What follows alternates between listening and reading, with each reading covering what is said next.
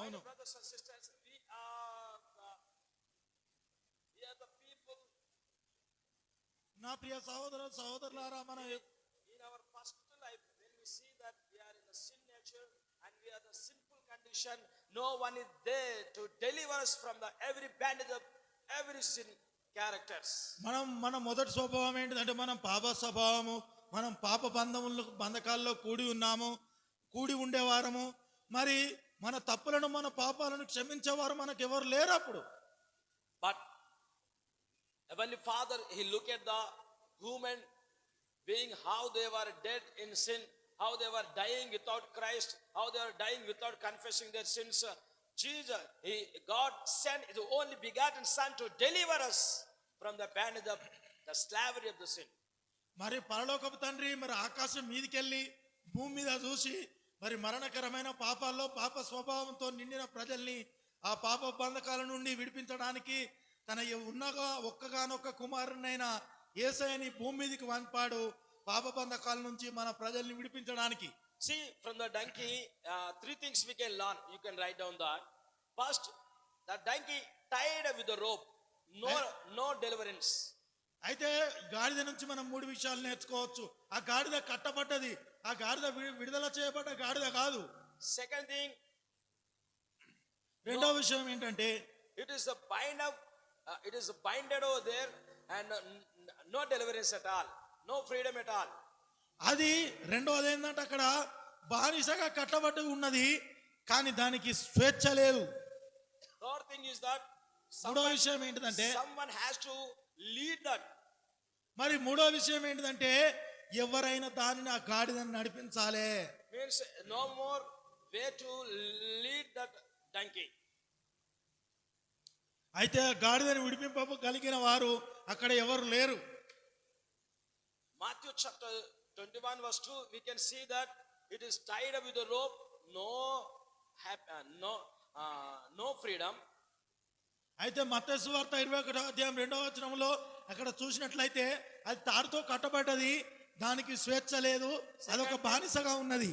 Second thing, Matthew 21 verse 2, we can find that someone has to open that rope.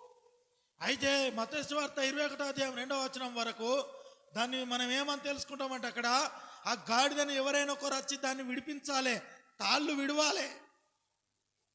So verse 2 also we can find that someone has to lead that in the right path. కానీ అదే వచనంలో మనం ఏమని చూస్తున్నామంటే దాన్ని సరైన మార్గంలోకి నడిపించడానికి ఒక వ్యక్తి కావాలి. So donkey has own freedom, means it is not under control by the what we can say that one lord. అయితే ఆ యొక్క మరి గాడిదకు స్వేచ్ఛ ఉన్నది, ఎటంటే అటు పోగలదు, కానీ దేవునితో తనకు సంబంధం లేదు. My dear brothers and sisters, నా ప్రియ సహోదర సహోదరులారా, if we sin against the Lord, the sin will tie and it won't give any freedom for you. You will be fearing in every time. అయితే మనం పాపం చేసినాం అనుకో, దేవునికి వ్యతిరేకంగా ఆ పాపం మనల్ని బంధిస్తుంది, ఆ బంధకాల్లోనే ఉంటాము, ఎప్పుడు ఆ పాపాన్ని బట్టి మనం భయపడుతూనే ఉంటాం. See, when we are in childhood, what are the habits in those days we have? Up to this day, I think it is continuously running through your life. అయితే చిన్నప్పుడు మనం కలిగి ఉన్న కొన్ని చెడు అలవాట్లు, కొన్ని అలవాట్లు ఇప్పటికి కూడా అలాగే మనతోనే వస్తూ ఉంటాయి. But when you enter into Christ, when you deliver from every bandage of Satan and sin, so you have to see some newness in your life. అయితే ఎప్పుడైతే యేసుక్రీస్తుల వారిని సొంత రక్షకునిగా యేసుక్రీస్తుల వారిని సొంత రక్షకునిగా అంగీకరించినామో, పాప బంధకాల నుంచి విడిపింపబడినామో, అప్పుడు మనం ఒక కొత్త జీవితాన్ని చూస్తాం. Do you have any newness in Christ today? మీకు క్రీస్తులో నూతనత్వం ఉన్నదా? మీకు క్రీస్తులో కొత్త జీవితం ఉన్నదా? So let me give small example for you. When we see a dog, it is tied up with a child. అయితే మనం ఒక మంచి ఉదాహరణ తెలుసుకుందాము. ఒక కుక్క ఉన్నది, ఆ కుక్క మరి తాడుతో కట్టబడి ఉన్నది. If you are not tying tie the dog, it will be barking and what we can say that biting the people, it is very dangerous for us. ఒకవేళ కుక్కని కట్టేయలేదు అనుకో, ఆ కుక్క ఏం చేస్తుంది, అటు ఇటు ఉరుకుతుంది, అందరిని కరుస్తుంది. కనుక అది మనకు మంచిదేనా? కాదు. Nowadays much more rabies అయితే ఈ affected with the రోజులలో rabies, కొంతమంది, and many of the people are dying because the dog biting. అయితే ఈ రోజులలో చాలా మందికి రాబిస్ అనే కుక్క కాటు ద్వారా వచ్చే వ్యాధి వస్తున్నది. ఆ వ్యాధి రావడం ద్వారా చాలా మంది మరణిస్తూ ఉన్నారు. See, the big animal in the forest, the what we can say that elephant, it is a big animal. అయితే ఆ యొక్క పెద్ద జంతువు, అడవిలో పెద్ద జంతువు ఏంటిది? ఏనుగు. So for that also the rope is there to tie up. మరి దానికి కూడా తాడున్నది కట్టేయడానికి. But when we see in the circus that elephant playing the football and cricket, whatever the things man can do. అయితే మరి ఆ యొక్క ఏనుగులు ఆ సర్కస్ లో, అది జూ పార్క్ లో ఏం చేస్తున్నది?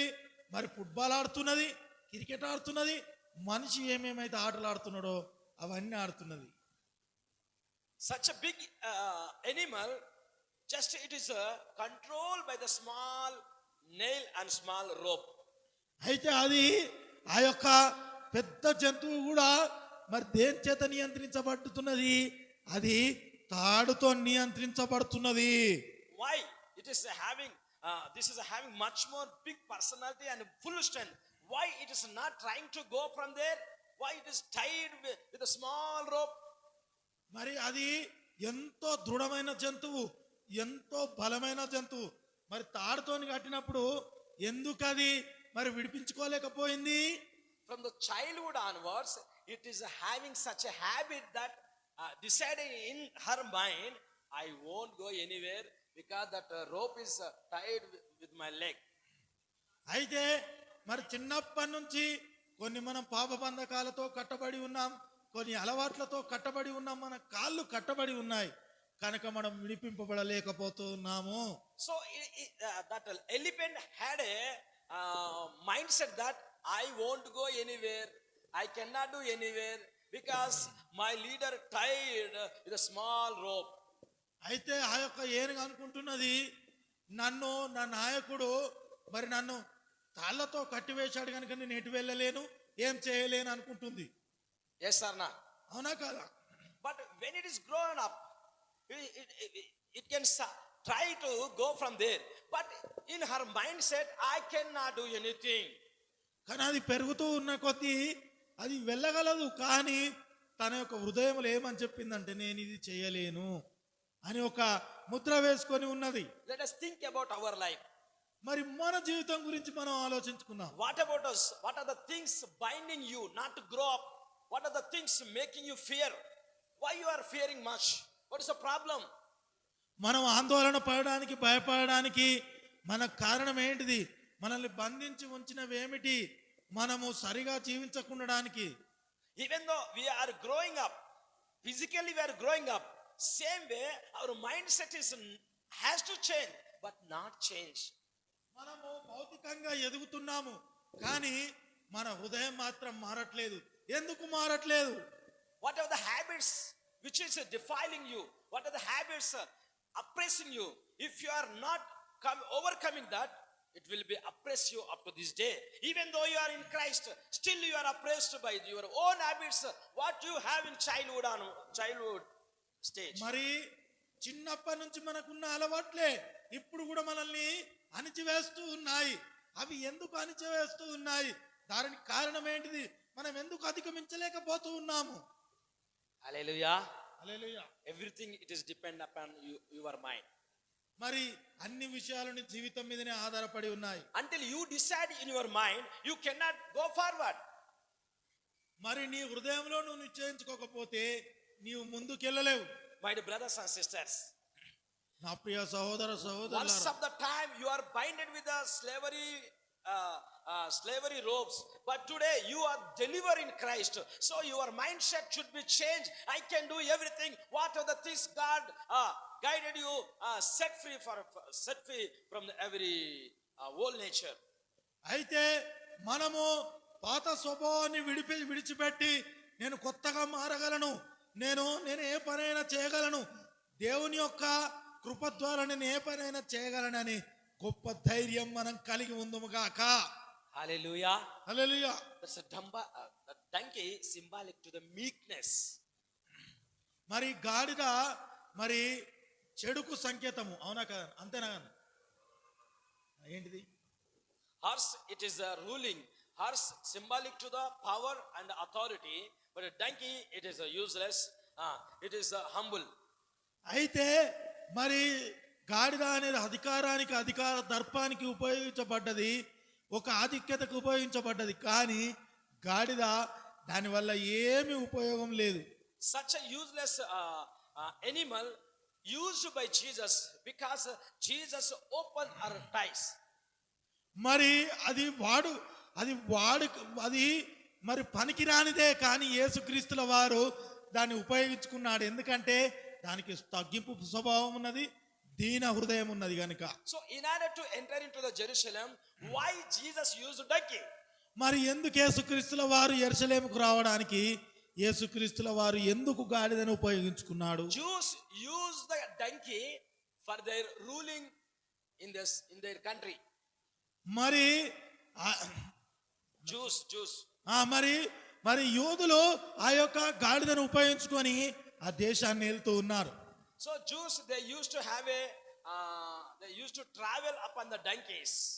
మరి యూదులకు ఒక వాడుక ఉన్నది. ఆ వాడుక ఏంటిదంటే అది గాడిద మీదనే వాళ్ళు ప్రయాణం చేస్తారు. Jesus came as a Jews king. That's the reason he used the donkey and entered into the Jerusalem. యేసుక్రీస్తుల వారు యూదుల రాజుగా వచ్చాడు కనుక అతడు గాడిదను వాడుకొని మరి యెరూషలేముకు ప్రవేశించాడు. Judges chapter 10 verse 4. Just someone can read Judges chapter 10 verse 4. మరి న్యాయాధిపతుల గ్రంథం 10వ అధ్యాయము 4వ వచనం చదువుకుందాం, మనం అందరం మంచిగా అర్థం చేసుకోవడానికి. With that one, First Kings chapter 1:33 also can you write down and read.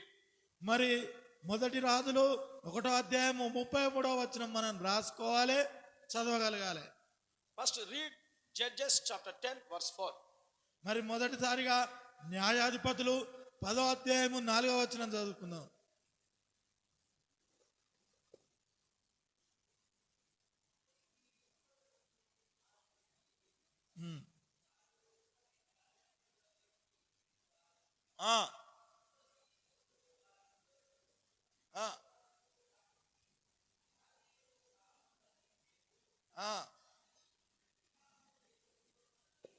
Enough. సరిపోతుంది. So we can see that donkeys. First Kings chapter 1 verse 33 also we can find. మరి మొదటి రాజులు 1వ అధ్యాయము 33వ వచనం కూడా ఒకసారి చదువుదాం. Jews travel upon that donkey. కానీ యూదులు మరి గాడిదను ఉపయోగించి ప్రయాణం చేస్తూ ఉన్నారు. ఆ న్యాయాధిపతుల కుమారులు కూడా యాయిరు అనే గ్రామంలో గాడిదలను ఉపయోగించి ప్రయాణం చేస్తూ ఉన్నారు. Hallelujah. Hallelujah. Hallelujah. Hallelujah. So we can see one who sat over there upon the donkey. Jesus, he had a love and a meekness we can find in his life. అయితే మరి ఒక యేసుక్రీస్తుల వారు గాడిదను ఎందుకు ఎక్కి వచ్చారంటే మరి ప్రజలలో కొంతవరకు విడుదల లేని జీవితాన్ని చూశాడు గనుక. Matthew chapter 21 verse 5 we can find that he showed his meekness not to climb up to the horse but using the donkey is meekness. మరి యేసుక్రీస్తుల వారు తన సాత్వికతను చూపించడానికి మరి గాడిదను వాడుకున్నాడు. మత్తయి సువార్త 21వ అధ్యాయం 5వ వచనం. Anyone had such a meekness in your life? మరి ఎవరికైనా సాత్విక స్వభావం మనకున్నదా? So it is a fulfillment of prophecy. అది ఒక ప్రవచన నెరవేర్పు. So Jesus used the donkey. It is a word of God written in the Bible. మరి యేసుక్రీస్తుల వారు ఎందుకు ఆ గాడిదను ఉపయోగించుకున్నాడంటే బైబిల్ వాక్యంలో ఆ విషయం రాయబడ్డది. So what are the things fulfilled in Jesus' life? It is already written in the Old Testaments. మరి ఎవరైతే యేసుక్రీస్తుల ద్వారా ప్రవచనాలు నెరవేరాయో అవి పాత నిబంధనలో రాయబడ్డాయి. So we can see him, verse 5. So Jesus called as a peaceful king. మరి 5వ వచనంలో మనం చూస్తాము యేసుక్రీస్తుల వారు ఒక సమాధానం కలిగిన రాజు. My dear brothers and sisters, నా ప్రియ సహోదర సహోదరులారా, let us learn the things from the Jesus life. యేసుక్రీస్తు యొక్క జీవితం ద్వారా మనం ఎన్నో విషయాలను నేర్చుకుందాం. What are the things we learn from the donkey? మరి గాడిద నుంచి మనం ఎన్ని విషయాలను నేర్చుకుంటాము? It is needed to open a rope. మరి అది తన తాళ్ళను మరి తెంచుకున్నదైనదై ఉండాలి. So Jesus commanded to the disciples, they took the donkeys. మరి యేసుక్రీస్తుల వారు మరి శిష్యులకు చెప్పారు, మరి గాడిదను తీసుకురండి అని. Some years together, it is tied up with the ropes. మరి కొన్ని సంవత్సరాలుగా అది తాళ్ళతో కట్టబడ్డది. So what about our life today? If you are binded with any own nature or sins, please ask Jesus, Lord, open my tied ropes. మనం దేనైనా బంధకాల ద్వారా కట్టబడినట్లయితే మనం యేసయ్యను అడుగుదాం, ప్రభువా ఈ పాప బంధకాల నుంచి నన్ను విడిపించండి, ఈ పాపం నుంచి తప్పు నుంచి నన్ను విడిపించండి, శోధన నుంచి నన్ను విడిపించండి అని అడుగుదాం. See, instead of using donkey, he is supposed to use that horse, but why he does not use it? మరి గాడిదను వాడుకోవడానికి బదులుగా గుర్రాన్ని ఎందుకు వాడుకోలేదు యేసుక్రీస్తుల వారు? It is rejected in the world. మరి అది మరి తిరస్కరించబడ్డది గాడిద ఈ యొక్క లోకంలో. So all the people not interested in donkey's life. మరి చాలా మంది గాడిద యొక్క జీవితాన్ని ఇష్టపడరు.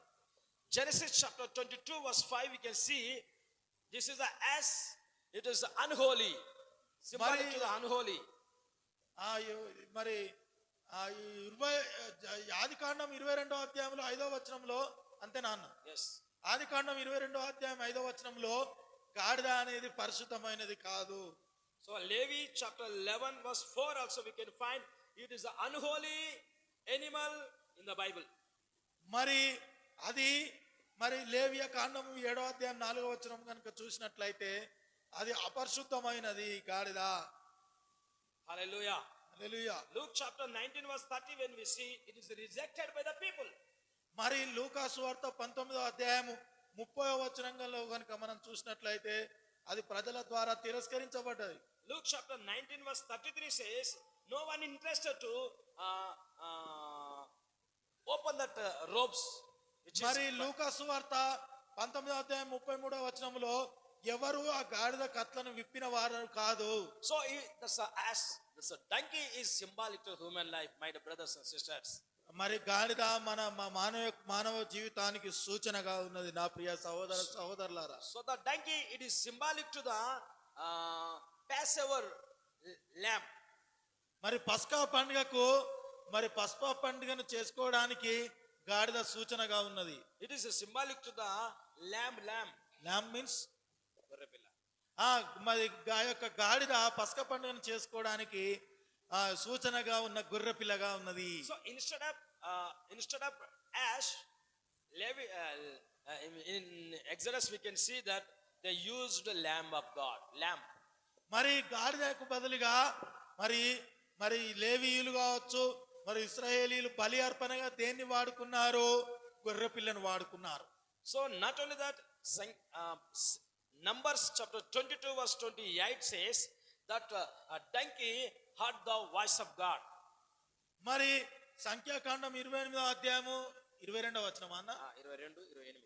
సంఖ్యాకాండం 22వ అధ్యాయం 28వ వచనంలో మరి దేవుని యొక్క స్వరాన్ని మరి గాడిద విన్నది, గాడిద కూడా మాట్లాడింది. Hallelujah. Hallelujah. So when the donkey heard the voice of God, మరి దేవుని యొక్క స్వరాన్ని విన్నప్పుడు గాడిద విధేయత చూపించింది.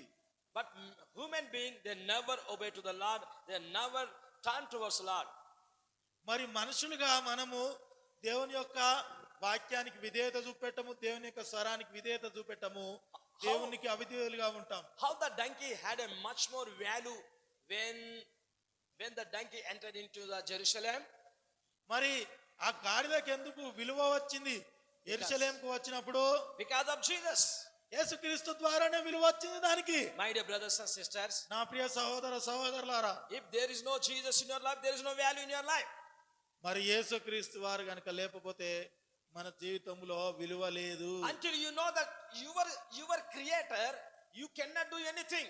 You may be doing, but everything in dissatisfaction. మరి యేసుక్రీస్తుల వారిని మనం తెలియకపోతే, మనల్ని సృష్టించిన యేసుక్రీస్తుల వారిని మనకు తెలియకపోతే మనం మనశ్శాంతి లేని జీవితాన్ని, తృప్తి లేని జీవితాన్ని మనం గడుపుతాం. Until you give place in your life, in your family, there is no peace at all. There is no value at all in your life. మరి యేసుక్రీస్తుల వారికి మన హృదయంలో స్థలం కనుక అయ్యకపోతే మన జీవితంలో మనకు మనశ్శాంతి, నెమ్మది ఉండదు. See, the donkey had a procession and much more people are throwing that palms. మరి మరి మరి ఆ యొక్క మరి మరి ఆ యొక్క గాడిదను చూసి వారు ఎంతో సంతోషించి ఆ మట్టలను విసిరివేస్తూ ఉన్నారు. See, my dear brothers and sisters, నా ప్రియ సహోదర సహోదరులారా, because of Jesus, there is a value. యేసుక్రీస్తు ద్వారానే మనం విలువ కలిగిన బిడ్డలుగా ఉన్నాం. Without Jesus, there is no deliverance in your life. మరి యేసుక్రీస్తుల వారు కనుక లేకపోతే మన జీవితంలో మనకు సాతాను బంధకాల నుంచి, పాప బంధకాల నుంచి Without విడుదల లేదు. Jesus, there is no peace and happiness and satisfaction. మరి మనం యేసయ్య లేకపోతే మన జీవితంలో తృప్తి లేదు, మనశ్శాంతి లేదు. Whoever it may be, those are hearing this message, please give the place to the Jesus Christ in your life. యేసుక్రీస్తుల వారికి మీ హృదయంలో స్థలం ఇవ్వండి. మీ జీవితంలో యేసుక్రీస్తుల వారికి మొదటి ప్రాధాన్యతనివ్వండి. See, all the people shouting at that Jerusalem, they were shouting about Jesus, Hosanna, Hosanna, Hosanna. యేసుక్రీస్తుల వారిని చూసి మరి యెరూషలేము ప్రజలు హోసన్నా హోసన్నా అని కేకలు వేస్తూ ఉన్నారు. They were expecting a king, but Jesus came as a meek king. అయితే వారు యేసుక్రీస్తు రాజుగా వస్తారని ఊహించుకున్నారు, కానీ యేసుక్రీస్తు సాత్వికమైన రాజుగా వచ్చాడు. Hallelujah. Hallelujah. They used two types of trees to throw their two types of leaves. మరి రెండు రకాలైన చెట్ల ఆకులను అక్కడ మరి పరిచినట్లుగా, దారి పొడుగున పరిచినట్లుగా మనం చూస్తూ ఉన్నాం. Palm trees and oliva. మరి ఒలివ చెట్టు యొక్క ఆకులను, మరి ఆ మట్టల, ఖర్జూరపు మట్టల యొక్క ఆకులను, అంతేనా? Yeah. Verse 8 we can find that. మరి ఎన్నో అధ్యాయం మత్తయి సువార్త 21 verse 8. మత్తయి సువార్త 21వ అధ్యాయం 8వ వచనంలో మనం చూస్తాం దాన్ని. Hallelujah. Hallelujah. So what is the symbolic to the greenery? Greenery means it is the symbolic to the development of everyone life. అది పచ్చదనానికి, పచ్చదనంలో ఉన్న మైదానానికి సూచనగా ఉన్నది. అంటే మనం మానవ జీవితాన్ని మనం అభివృద్ధి చేసుకోవడానికి సూచనగా ఉన్నది. Amen. Amen. Hallelujah. Hallelujah. So until our life, Jesus come in our life, there is no greenness, there is no development, there is no peace, there is no happiness. Nothing, you won't get anything. మన జీవితంలో యేసుక్రీస్తుల వారు కనుక లేకపోతే మన జీవితం పచ్చగా ఉండదు. మన జీవితం మనశ్శాంతి, తృప్తి కలిగిన జీవితంగా ఉండదు. So entering to the Jerusalem, it is one of the wonderful lesson for the disciple. Humble their life, humble themselves. మరి యెరూషలేముకు ప్రవేశించడం అంటే మరి మంచి పాఠము.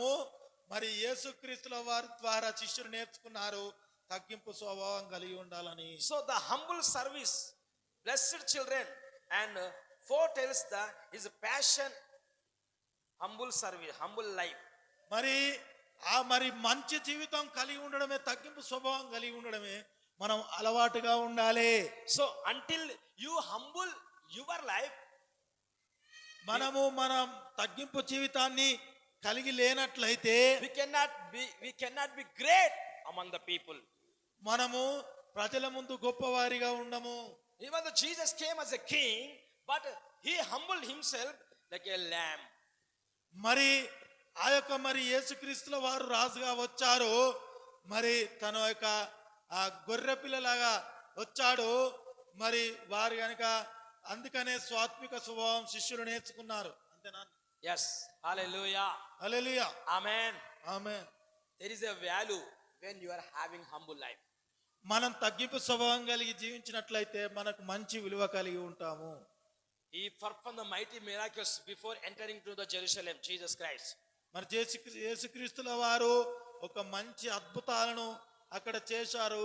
మరి యెరూషలేముకు ప్రవేశించేటప్పుడు He had a mighty miracles over there, but he humbled himself and entered into the Jerusalem like a humble king. మరి అక్కడ ఎన్నో అద్భుతాలను చూశాడు యేసుక్రీస్తుల వారు. కానీ తనను తాను ఒక సాత్వికమైన రాజుగా తగ్గింపు స్వభావం గలవాడిగా యెరూషలేముకు వచ్చాడు. Jesus interested in his disciples' life to humble themselves to glorify God's name. మరి యేసుక్రీస్తుల వారు తన శిష్యులను సాత్వికులుగా ఉండాలని, తగ్గింపు స్వభావం కలిగిన వారిగా ఉండాలని కోరుకున్నాడు. Amen. ఆమేన్. మూడు విషయాలు బాగా గుర్తుంచుకోండి.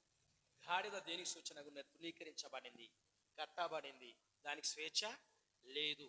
మనిషి కూడా కట్టబడ్డాడు, వారి వారి అలవాట్లను బట్టి బంధించబడ్డాడు. వాళ్ళ జీవితంలో చిన్న చిన్న మిస్టేక్స్ని బట్టి, ఆ మిస్టేక్స్ని బట్టి వాటిని విడిచిపెట్టలేక, వాళ్ళ కోరికలను విడిచిపెట్టలేక, ప్రభు నమ్ముకున్నాక కూడా ఆ కోరికల్లోనే కొనసాగుతూ పాపములో బంధించబడ్డారు. అలాంటి ఏమైనా మన జీవితంలో ఉన్నట్టయితే అది మనకు నష్టాన్ని తీసుకొస్తే, తృప్తిని ఇవ్వదు, మహిమ తీసుకురాదు. ఆ గాడిదను విప్పాక దానికి వాల్యూ వచ్చింది. ఎప్పుడు? యేసుక్రీస్తు ప్రభుకు ఎప్పుడైతే చోటిచ్చారో. హల్లెలూయా. ఆ గాడిద ఊరు బయట పడేసింది, కట్టవేయబడింది. మన జీవితాలు కూడా అలాగే తృణీకరించబడి ఎవరి చేత కూడా మెప్పు పొందనేవి లైఫ్ అనేది. కానీ యేసయ్య మనకు జీవితాన్ని ఇచ్చాడు. హల్లెలూయా. యేసు ప్రభు అనేక అద్భుతాలు చేసుకుంటూ వచ్చి యెరూషలేములో ఎంట్రీ కావడానికి ముందుగా ఒక హంబుల్ కింగ్ గా, ఒక శాంతి రాజుగా వచ్చాడు. హల్లెలూయా. ఇప్పుడు నీవు నేను సమాజానికి ఏం చెప్పాలి అంటే, నువ్వెంత ఎదుగుతావో అంత ఒదగాలి. నువ్వు ఎక్కువగా దీవించబడాలంటే, అందరి చేత గ్రేట్ వ్యక్తిగా పిలిపించబడాలంటే, హంబుల్ అంటే తగ్గింపు జీవితం. తగ్గింపు జీవితం మన జీవితం లేనట్టయితే నువ్వు బైబిల్ పట్టినా ఒకటే, పట్టకున్నా ఒకటే నీ లైఫ్. క్రీస్తులోకి వచ్చాక రాజు, ఏ రాజైనా గుర్రాలను వాడుతాడు, కానీ గాడిదని ఎందుకు వాడుతున్నా అంటే, ఆ గాడిద ఏరికి సూచన ఉన్నది? తునీకరించబడిన మనిషి జీవితానికి సూచన. గొర్రె పిల్లను వాడాల్సింది, కానీ ఆ బైబిల్లో గాడిద పిల్లకు బదులుగా గొర్రె పిల్లను వాడారు. హల్లెలూయా. ఆ గొర్రె పిల్ల చెప్పండి, ఎవరి సూచన? కుమారుడైన యేసు ప్రభుకు సూచన. హల్లెలూయా.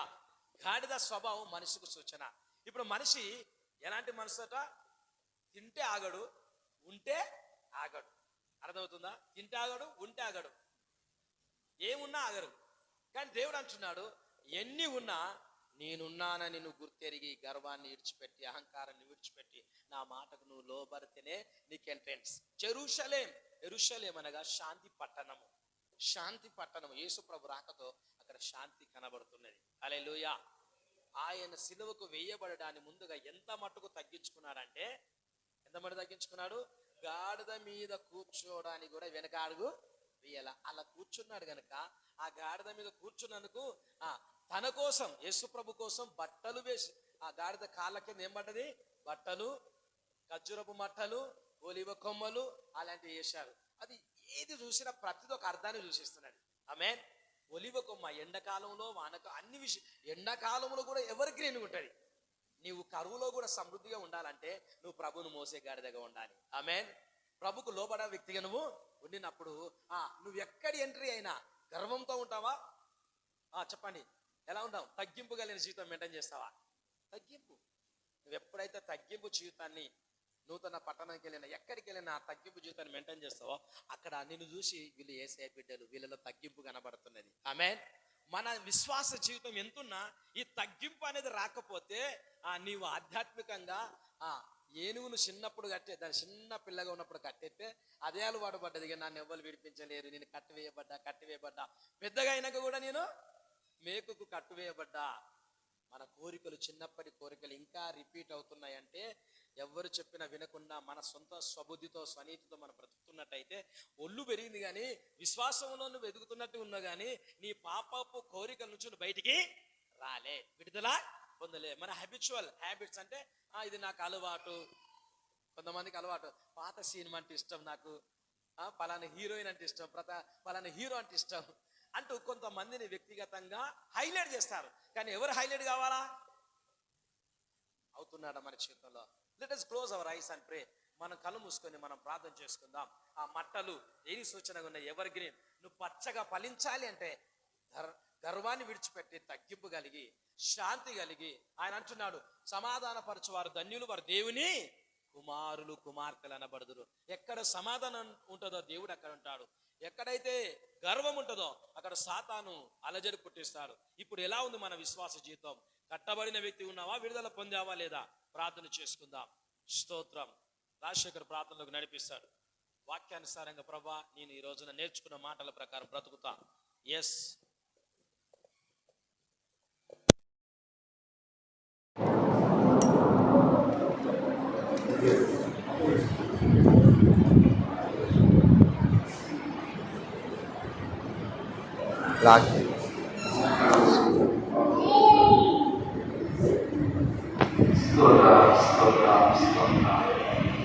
మహోన్నతమైన దేవాలయాన్ని స్తోత్రము చెల్లించుకుంటున్నాము.